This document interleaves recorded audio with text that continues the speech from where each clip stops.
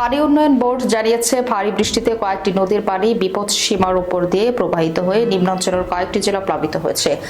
আগামী 3 দিনের অতি ভারী বৃষ্টিপাতে নতুন করে আরও 4 জেলা প্লাবিত হওয়ার শঙ্কা রয়েছে।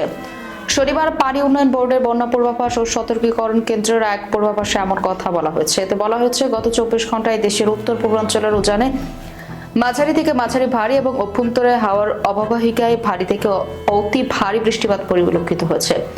বাংলাদেশ আবহাওয়া অধিদপ্তর ও বৈশ্বিক আবহাওয়া সংস্থাগুলোর তথ্য অনুযায়ী সিলেট, সুনামগঞ্জ, নেত্রকোনা ও মৌলভীবাজারে এই 4 অঞ্চলে আগামী 3 দিন মাঝারি থেকে অতি ভারী বৃষ্টিপাতের পূর্বাভাস রয়েছে।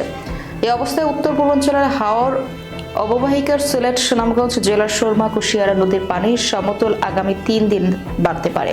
এর মধ্যে তৃতীয় দিন কুশিয়ারা নদীর কোথাও কোথাও পানির সমতল প্রাক মৌসুমী বিপদসীমার উপর দিয়ে প্রবাহিত হতে পারে। ফলে সিলেট ও সুনামগঞ্জ জেলার হাওর সংলগ্ন নিম্নাঞ্চলে বন্যা পরিস্থিতির সৃষ্টি হতে পারে।